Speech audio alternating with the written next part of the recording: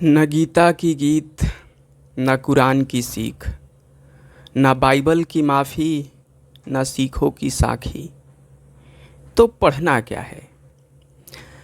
तो देखिए, आज के अवलोकन मेरा पहला यही रहेगा कि हम लोग हर समय बोलते हैं कि ये किताब पढ़ लो, ये धार्मिक किताब पढ़ लो, ये वाला सेल्फ हेल्प बुक पढ़ लो, ये वाला लिटरेचर पढ़ लो, ये वाला तगड़ा वाला न जाने चमत्कारी किताब पढ़ लो। सुनने में तो बहुत अच्छा लगता है, लगता भी है कि उस चमत्कारी किताब को पढ़कर हम भी चमत्कारी बन जाएंगे। लेकिन पढ़ने के बाद हम वैसा का वैसा ही रह जाते हैं। और कभी कभी तो ऐसा होता है कि हम और भी बेहतर के बजाय बदतर बनना शुरू कर देते हैं। तो क्या क्या फॉल्टेज, क्या समस्याएं आती है उस समय जब हम किसी किताब को पढ़ते हैं, किताब से सीख ले रहे होते हैं। तो पहला चीज़ जो अभी मैंने हाल फिलहाल में अनुभव किया है उन चीज़ों से, कि हम क्यों किताबों से असली फ़ायदा नहीं निकाल पाते हैं। तो जहाँ तक मैंने देखा है कि जब हम लोग खुद से किताब पढ़ते हैं ना, तो हम लोग उस किताब को अपने कंफर्ट जोन को बचाते हुए पढ़ते हैं। मतलब हम उस किताब के जो लेसन्स है उससे अपने स्वार्थों को हम आहत नहीं होने देते हैं, उस पर चोट नहीं आने देते हैं। हाँ, ऐसा नहीं होगा कि हम किताब पढ़ें और बिल्कुल से हमारे जो ढर्रे थे, बिल्कुल जो ऐसे ही परंपरा में, रूढ़िवादिता में कर रहे होते हैं चीज़ों को, वो सब हमारा टूटने, उस पर जब चोट पड़ता है ना उस किताब के लेसन से, तो हम कहते हैं नहीं नहीं नहीं, ऐसा नहीं किताब कर रही है, किताब ऐसा कर रही है। कैसा कर रही है? वो कह रही है कि हमारे स्वार्थों पर चोट नहीं आना चाहिए बस। तो ऐसा करके हम अर्थ निकालने लगते हैं, तब गड़बड़ हो जाता है। तो करना क्या चाहिए किताब को पढ़ते वक्त, किताब को सीखते वक्त? तो बेहतर तो यही होगा कि कोई भी अच्छी किताब हो उसको किसी अच्छे टीचर्स के थ्रू समझा जाए, किसी अच्छे अध्यापक शिक्षक के थ्रू समझा जाए। तो वो क्या करेगा, वो आपको डिफरेंट पर्सपेक्टिव से समझाएगा उस चीज़ को। वो एक रियल व्यू निकाल कर देने का प्रयास करेगा। वो तुम्हारे स्वार्थों को बचाने का प्रयास नहीं करेगा। जो सच होगा, जो सत्य होगा वो देने का प्रयास करेगा, जो सच्चा होगा वो देने का प्रयास करेगा। जो अच्छा होगा वह नहीं कि बस जो चीज़ तुम्हारे को बस सहलाते रहे, नहीं, वो ऐसा नहीं करेगा। वो भी चीज़ देगा जो तुमको सहलाए, और वो भी चीज़ देगा जो तुम पर चोट करे। ठीक है ना? तो ये चीज़ होता है। तो समझ गए कैसे पढ़ना है। हाँ हाँ, खुद से पढ़ना है तो थोड़ा सा मुश्किल हो जाता है, लगता है कि नहीं अनबायस होकर मैं इस किताब को, इस चीज़ को मैं पढ़ूँगा, बट थोड़ा ना थोड़ा बायसपन आ ही जाता है। ऐसा मैंने देखा है। अगला ऑब्जर्वेशन पे चलते हैं। अच्छा, देखिए, कुछ दिन पहले की बात है, मैं यहाँ पे घटनाक्रम का ही बात कर लेता हूँ कि टेक्नोलॉजी इतनी बढ़ रही है, बड़ा अच्छा बात है, बढ़ रही है, लेकिन हम लोगों ने उसका बड़ा भद्दा इस्तेमाल किया है। हाँ, अपवाद कुछ ज़रूर होते हैं, हर जगह होते हैं अच्छा वाले, लेकिन अनुपात की बात करें तो ज़्यादातर आजकल उसका भद्दा ही इस्तेमाल हो रहा है टेक्नोलॉजी का। मतलब ये मैं नहीं कह सकता कि आप टेक्नोलॉजी मत यूज़ कीजिए, अच्छी बात है, लेकिन उसका सही मायनों में यूज़ कीजिए। टेक्नोलॉजी में भी गड़बड़ी नहीं है। मैं ये नहीं कहूँगा कि टेक्नोलॉजी है तो गड़बड़ी करें, टेक्नोलॉजी नहीं रहता तो भी आप गड़बड़ी करते, आप कुछ दूसरे माध्यम से करते।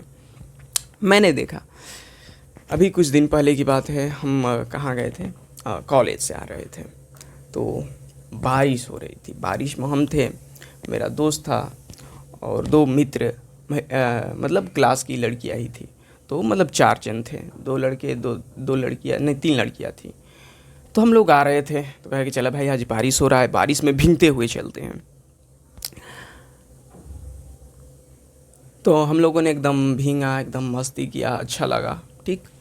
लेकिन उस दिन बड़ा मुझे एक चीज़ कचोट कर रही थी, और मैं उस बारिश का आनंद नहीं ले पा रहा था। जिस चीज़ का, वो चीज़ ये थी कि मैं सड़क ही था, तो सड़क से गुजरने वाले, सड़क के हम लोग फुटपाथ पर थे, मस्ती कर रहे थे बारिश में। मैंने देखा गया, ऑब्जर्व किया गया, अवलोकन क्या किया कि जितने भी लोग वहाँ से गुजर रहे हैं उनकी एक नज़र वो जो हमारे साथ में लड़कियाँ थी उन पर जा ही रहा था। ऐसा नहीं था कि हम वहाँ नहीं थे, हम भी पास ही में थे, हम उनके आगे होते थे, हम पर नज़र नहीं जाता था उनका, सीधे नज़र कहाँ जाता था, लड़कियों पर। ये सिर्फ मैंने ये नहीं देखा कि युवा ही और वयस्क ही, मैंने अरे अधेड़ उम्र के मतलब 50-55 साल के भी लोगों को मैंने यही देखा रवैया। तो मैंने कहा भाई कितना मतलब गड़बड़ है, कितना दिक्कत है समाज में अभी, ठीक ना। तो वहाँ पर एक मुझे बहुत ऑड किस्म का फीलिंग हुआ। कई बार तो ऐसा होता है कि वो उधर से ताक रहे होते लड़कियों को, मुझे बार बार काउंटर करना पड़ता नज़रों से, वो नज़र इधर गड़ाते, मैं उनको गड़ाते, तब हटाते हैं। बहुत दिक्कत हो रहा था। तो ये चीज़ फील किया, थोड़ा गड़बड़ लगा। और समाज में जो स्त्रियों को लेकर हमारा विचार है बड़ा गड़बड़ दिखा। और स्त्रियों भी अपने आप में नारी भी अपने आप में थोड़ा मोड़ा जिम्मेदार है। क्योंकि मैंने खुद भी देखा कि कई बार मैंने अनुभव किया है कि बहुत सारी नारी होती, स्त्री होती है, वो चाह भी रही होती है वो खुद को नारी की तरफ प्रेजेंट करना, एकदम मैं दुर्बल सा, एकदम नाजुक सी हूँ, तो ऐसा वो लोग शो भी करती हैं दिखाने का। और तो उसका भी फ़ायदा वो लेते हैं पुरुष वर्ग जो कह सकते हैं समाज का। तो बेहतर तो यही है कि खुद को मजबूत बनाया जाए, खुद को एक नारी और एक पुरुष तक ना सीमित करके एक इंसान बनाया जाए, ठीक ना। हाँ, और समझा जाए कि एक इंसान की वास्तविक ज़रूरतें क्या होती है, उसको पाने का प्रयास किया जाए, ना कि एक नारी की ज़रूरत को, एक पुरुष की ज़रूरत को फुलफ़िल किया जाए, ठीक ना। तो वहाँ पर देखा कि कुछ बेहुद्दे लड़के भी थे, तो वो लोग रिकॉर्डिंग करना शुरू किए। तो फिर मैंने कहा ये तो हद हो गया। तो कहा कि दिक्कत, अभी तो सोच रहा था कि टेक्नोलॉजी आ जाने से ऐसा नहीं होगा कि हमेशा समाज में उन्नति ही है, अवनति भी हो सकती है। डिपेंड ये करता है कि किस नियत से उस तकनीक का इस्तेमाल किया जाता है। अभी कुछ दिन पहले ही मैंने एक चीज़ लिखा था कि एआई क्या नहीं रिप्लेस कर सकता। बड़ा आजकल सवाल चर्चा में है कि एआई किस चीज़ को रिप्लेस नहीं कर सकता। तो तब मैंने जवाब लिखा था, एक बहुत अच्छा जवाब आया था मुझको, हाँ, कि एआई खुद को यूज़ करने वाले को, नियति को नहीं बदल सकता, उसको रिप्लेस नहीं कर सकता। कि एआई को जो यूज़र है किस इंटेंशन से, किस इरादा से, किस नियति से यूज़ कर रहा है, उसको कभी भी रिप्लेस नहीं कर सकता। हाँ, उसके पीछे कितनी अच्छी से अच्छी नियति हो सकती है,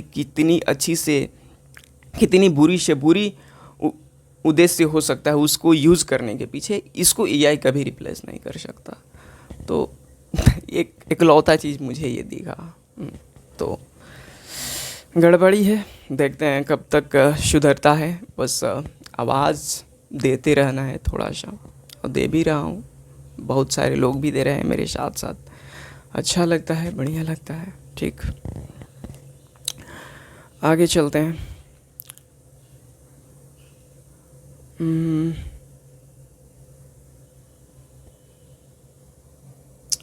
एक दिन क्या था कि हम और एक मेरा दोस्त था, तो ऐसे यहाँ इसको पहले देखो अभी हम बताऊंगा कि क्या हम लोग बात करने आ रहे थे। एक और ऑब्जर्वेशन बता देता हूँ। अभी क्या होता, कुछ दिन पहले, हाँ, तो क्लास की जो मेरी लड़की आई थी, तो उनके साथ मैं जा रहा था। तो भाई साहब, मैं उस दिन दंग रह गया उनकी बातों को सुनकर। करीब 20-25 मिनट लगा कॉलेज आने में, मैं दंग रह गया था उस दिन। जानते हैं, पूरा रास्ता गया, मैं तो शांति से जा रहा था, उनको बातों को सुनने, क्या क्या बात कर रही है दोनों तीनों लोग जो भी थे मेरे साथ में। मैंने कहा, देखा पूरे रास्ता में भाई 2 ही चीज़ की बात हुई, बस एक खाना और एक पहनना। क्या खाना है अगले 5 सालों तक, पिछले 5 सालों तक क्या खाए, क्या पहनना है अगले 4 सालों तक, 3 सालों तक, पीछे 3 सालों तक क्या पहने थे, इसके अलावा मैंने एक भी चीज मुद्दे को डिस्कस करते नहीं देखा। मतलब वही मुद्दे दो ही आ रहे थे, खाना डिफरेंट डिफरेंट हाँ रूप लेकर। मैंने कहा कि भाई सभी कितना बवाल चीज़ें, कितना गड़बड़ है भाई। मैंने दंग रह गया था उस दिन। तो कुछ हद तक मैंने कंडीशनिंग को भी जिम्मेवार ठहराया कि कंडीशनिंग ही शायद वैसी होती हो लड़कियों की कि वो सादा खाने पहनने और हाँ जितने भी देह से जुड़ी बातें होती है उनसे उनकी बातें संबंधित होती है।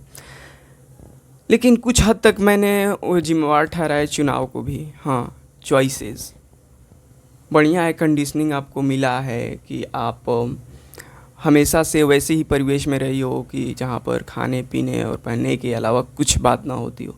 लेकिन चॉइस एक रहता है कि आप थोड़ा सा एफर्ट करके थोड़े ऊंची बातें, ज़रूरी बातें, काम की बातें कह सकते हैं। ऊंची बातें थोड़ा अजीब लगता हो सुनने में कि नहीं ये हमको कहीं ज्ञानी वानी नहीं बना। हाँ, काम की बातें, हाँ ऊंची बातें कुछ नहीं होते, बस काम की ही बातें होती हैं, काम की और बेकाम की।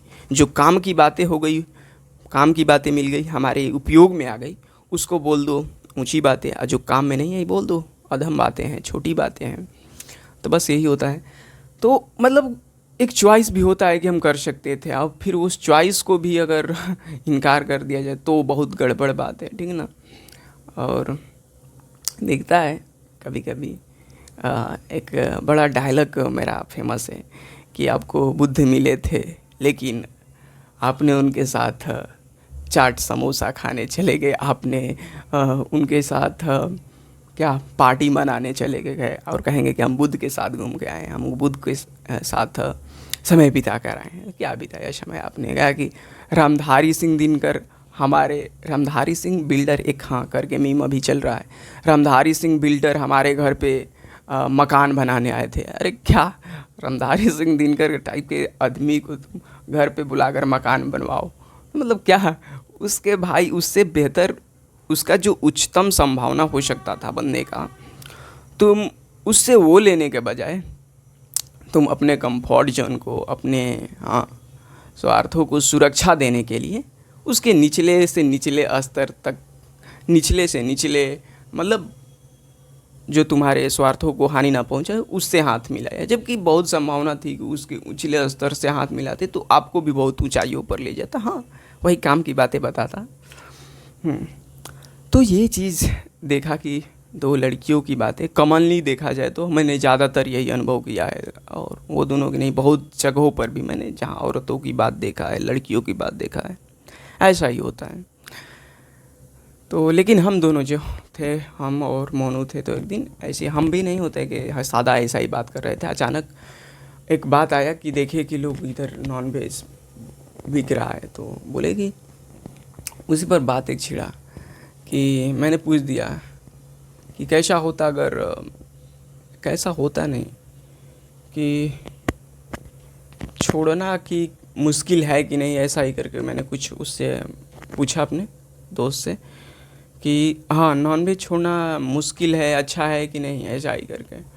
तो कहा कि अच्छा है पर सारे लोग नहीं छोड़ सकते, कितना भी कर लो, कुछ भी कर लो, तुम सारे लोग नॉनवेज नहीं छोड़ सकते।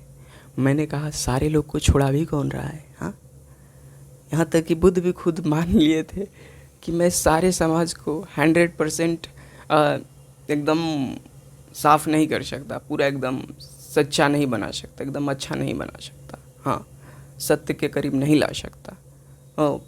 एक आध 5-10% ही लोग होंगे उस समय भी जो बुद्ध को समझ पाए थे, बुद्ध को जान पाए थे, जानने की इच्छा रख पाए थे।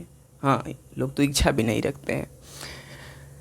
तो उस समय वो भी कह गए थे कि ये तो महावीर और बुद्ध भी दोनों जन मिलकर भी समाज को 100% सुधार नहीं पाए थे। तो आज भी कौन सी बड़ी बात है आज के समय में भी। हाँ, लेकिन ये चीज़ है कि अगर हाँ मुश्किल से 100, 200, 1000, 1 लाख भी मिल गए इन न जाने कितने 100 करोड़ों में, हाँ वो बदल के रख देंगे। बदल के नहीं रख देंगे फिर भी उनका ही प्रभाव दिखेगा। अगर सच में उन्होंने बुद्ध की शरण ली होगी तो, महावीर की शरण ली होगी तो, ये मैं नहीं कह रहा हूँ कि बुद्ध का शरण मतलब कि ऊंची बातें, काम की बातें का जो शरण लिया होगा वो सच में उसका ही प्रभाव दिखेगा, वो सच में एक समाज पे अपना छाप छोड़ जाएगा, ठीक ना। तो उसको मैंने यही जवाब दिया, ठीक है, बदलना भी हमको 100% को नहीं है, बस 1-आध% को ही है। हम बदल जाए तो बढ़िया है, हम बदल दें, आते हैं। अच्छा सारे लोग तो मतलब वो नहीं है ना, क्या था जो कौन था जी, द कंट्री ऑफ ब्लाइंड का सब लोग ब्लाइंड वाले करेक्टर ही नहीं ना है। न्यूनेज कोई ना कोई तो निकलेगा ही, कहेगा कि भाई ये दुनिया सारी अंधी है, साले हमको भी ये अंधा बनाना चाहते हैं। तो हर 1000 में एक तो न्यूनेज निकलेगा ही कहीं ना कहीं से, कहेगा कि ये लोग हमको माया में फंसा रहे हैं, या हमारी जो एक आँख है जिसके सहारे मैं देख भी सकता हूँ, मतलब ये हमारे आँख को तो विश्वास करते ही नहीं है कि मेरे पास आँख है, ये इनके साथ रहूँगा तो मेरे आँख को भी नोच लेंगे, ठीक ना। तो भैया न्यूनेज, आप कहीं सुन रहे होंगे तो आप जल्दी से अपने दुनिया को तलाश लीजिए, अंधों की दुनिया को छोड़ दीजिए। हाँ, अंधों की दुनिया के छोड़ना मतलब घर द्वार नहीं छोड़ना है। हाँ, आजकल तकनीक का ज़माना है, तकनीकी रूप से भी अपनी दुनिया को तलाश सकते हैं। हाँ, तकनीक ना चाहिए, किताब है, बहुत सारी चीज़ें हैं करने के लिए, अच्छी चीज़ें हैं, तो उनमें अपना यूनिवर्स तलाश सकते हैं, ठीक ना। तो बस मेरा तो यही कहना है। ठीक है, तो काफ़ी लंबा हो गया लगता है, ठीक है, मिलते हैं बहुत जल्दी, धन्यवाद।